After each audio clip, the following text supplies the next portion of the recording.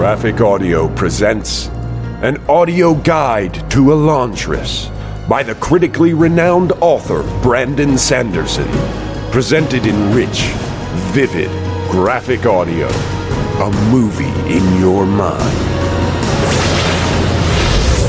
Elantris is a beautifully crafted tale, interweaving classic high fantasy with political intrigue and an intense drama. The story paints a vivid picture of a realm that has fallen from grace, of a once grand and opulent city that sits on the edge of destruction and seeks to recapture the lush grandeur it once enjoyed. Sanderson proves that he is truly a master of his craft as he creates a lush, vivid, and fully realized new world with its very own mythos and magic. The story takes place in the mythical realm of Opalon, where the power of gods and magic still flow freely throughout the land. Serving as the capital city of the lush, magnificent world is the grand and opulent city known as Elantris. Elantris was beautiful once. It was called the City of the Gods, a place of power, radiance, and magic. Visitors say that the very stones glowed with an inner light, and that the city contained wondrous, arcane marvels. At night, Elantris shone like a great silvery fire, visible even from a great distance. Yet, as magnificent as Elantris was, its inhabitants were more so. Their hair, a brilliant white, their skin an almost metallic silver. The Elantrians seemed to shine like the city itself. Legends claim that they were immortal, or at least nearly so. Their bodies healed quickly, and they were blessed with great strength, insight, and speed. They could perform magics with a bare wave of their hand. Men visited Elantris from all across Opalon to receive Elantrian healings, food, or wisdom. They were divinities, and anyone could become one. The Shaod, it was called, the transformation. It struck randomly, usually at night, during the mysterious hours when life slowed to rest. The Shaod could take a beggar, a craftsman, nobleman, or warrior. When it came, the fortunate person's life ended and began anew. He would discard his old mundane existence and move to Elantris,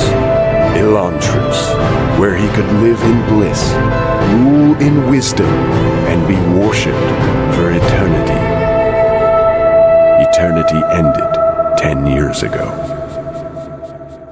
The characters. The novel follows the experiences of three very different characters as they interact with the people in and around the great state of Elantris, working to unravel the mystery behind the city's great fall. Raoden, the fallen prince. Raoden is the son of the despotic King Iadon, who declared himself a monarch after the fall of Elantris, and began a reign that allowed slavery and treachery back into the ranks of humanity. Raoden is perhaps the last hope. With his unerring morality and unflinching ability to lead, he commands a group that seeks to usurp the throne from King Iadon and place Raoden as a new king of the realm. Hope slowly creeps back into the hearts of his fellow man as they come closer to enacting their plan and wresting control from the miserly King Iadon, until Raoden is stricken low by the Shayo. Once a blessing of unparalleled magnificence, 10 years after the Raod, the Shaod is now a curse, turning Raoden into a creature halfway between life and death. He quickly finds himself a prisoner of the once great city of Elantris, where other denizens that share his same dark fate battle for supremacy in a place where pain never ends and every wound festers until it drives its bearer insane. Raoden must come to terms with his fall from grace and fight to survive the quickly degenerating society of the damned. He must find his will to survive and recapture his God-given ability to lead if he has any hope of solving the mystery behind the fall of Elantris and discovering the key to unlocking its once great magic. But with every scrape, every scratch, every bruise working to unhinge his sanity, Raoden finds himself in a battle against time, a battle for all of humanity and his very soul. Serene, the steadfast princess. Serene is the daughter of King Evanteo of Shaod, a neighboring country of Aerolon. Through a politically motivated marriage contract, Princess Serene is also the lawful wife of Prince Raoden. However, she has never actually met the prince, and has only been able to communicate with him via letters. But so like-minded were the prince and she, that Serene fell in love with him even before their first face-to-face meeting.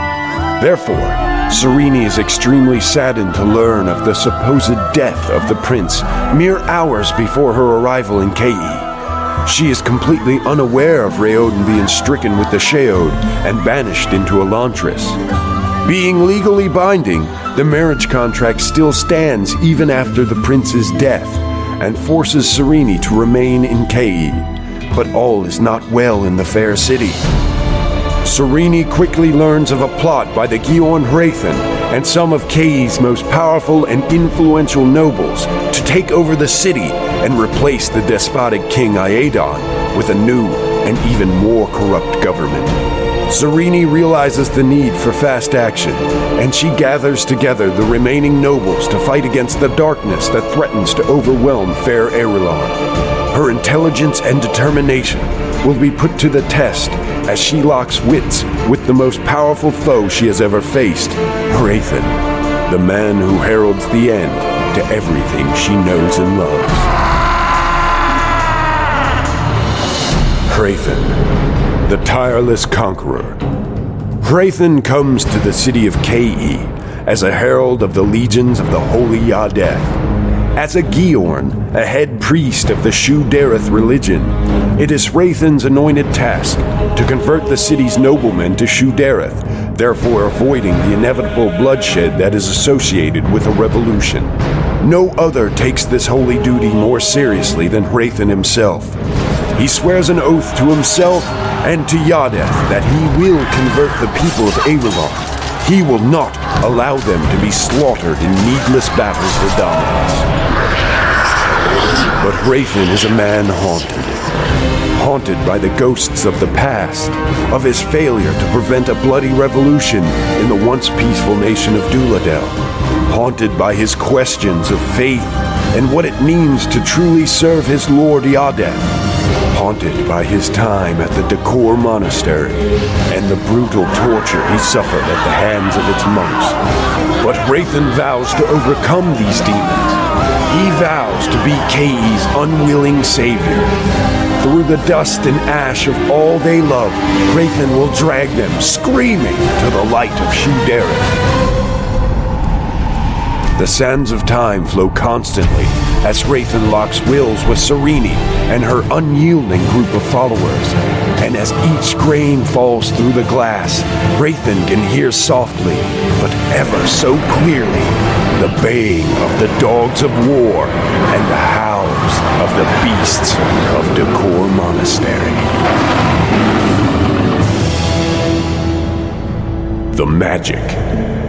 More so than most high fantasy novels, Elantris is very deeply rooted in magic, and how that magic changes the lives of those around it. In the world of Opalon, the magic, known as the Door, is almost a living being, surrounding the inhabitants of the realm and breathing its life force into the world itself. There are three main keys to the magic in Elantris. Aeons, the gateways to the magic of Elantris. The Aeons are symbols used both in the Aeonic language and in Elantrian magic. When using an Aeon to focus the magic of Aeon Door, the magic of Elantris, the caster simply draws a specific Aeon in the air before him. As their finger moves through the air, the Aeon appears, outlined in a luminescent glow. Once the specific Aeon has been completed, it will act as a focusing eye, channeling the magic of Aeon Door to create whatever magical effect the caster desires. Specific Aeons are associated with specific magical effects. Some are used for healing, some are used to create light, while others still can be used as a type of offensive weapon. Before the Shaod, the Aeons were a source of power. To be able to focus the magic of Aeon Door made the wielder a god among men. After the Shaod, the Aeons suffered the same fate as the rest of Elantris. They became a mere shell of what they once were, empty, hollow reminders of the greatness they once empowered. The Shayo. The blessing of Elantris. Respecting no class, race, or creed, the Shaod was once a blessing. An unsuspecting recipient would fall to sleep one night and awake the next morning to find themselves blessed by the glory of the Shaod.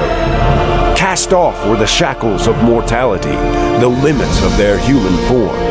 They would become beings of pure light, silver-skinned gods. They would leave their homes to move to Elantris, where they could live with the other fortunate people who had been blessed by the Shayo.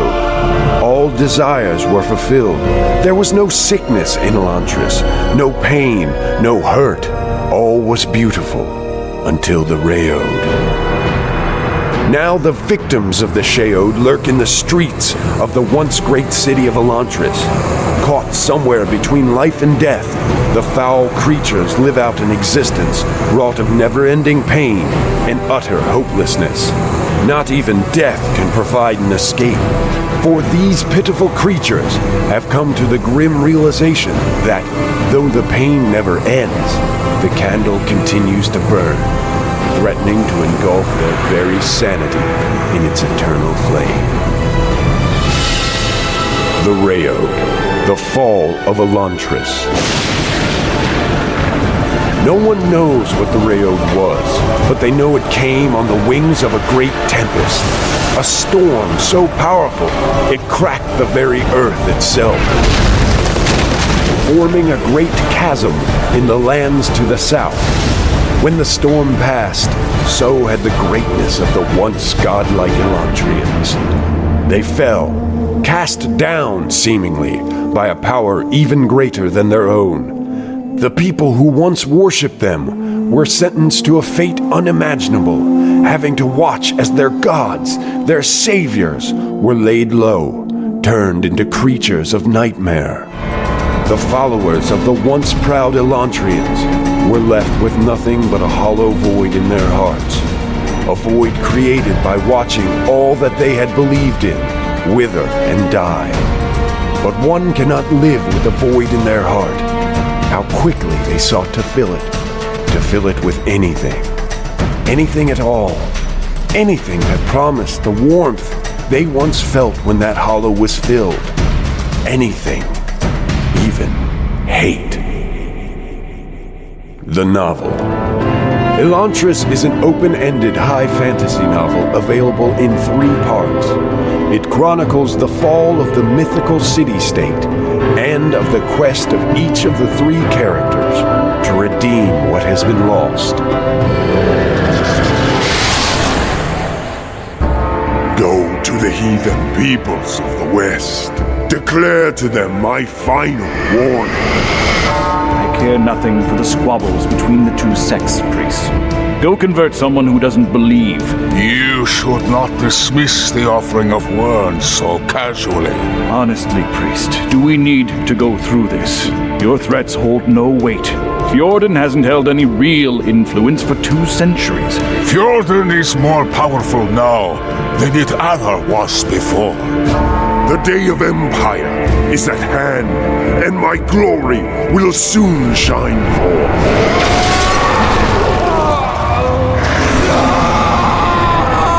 No! It cannot be! Prince Raoden is stricken with the Shayo! The pagan nations of Arilon and Shaod have been blackened scars upon my land for long enough. Elantris. That Fjordel Gion is interested in Elantris for some reason. and I make it my business never to ignore what a Gion finds interesting. You seem to be rather preoccupied with a single priest, Edie. Not a priest, Uncle. A full Gion. Still only one man. How much damage can he do? Ask the Duladen Republic. I think this is the same Gion who was involved in that disaster. The holy soldiers of Fjorden will descend on the nation like hunting predators, rending and tearing the unworthy life from those who heed not my words. Convert or fall forever. There are no other choices. Every pain, Sue, every cut, every nick, every bruise, and every ache, they will stay with you until you go mad from this suffering. Welcome to Elantris. Don't miss the mystical journey to a realm of imagination and wonder in Brandon Sanderson's critically renowned high fantasy tale, Elantris. All available at www.graphicaudio.net.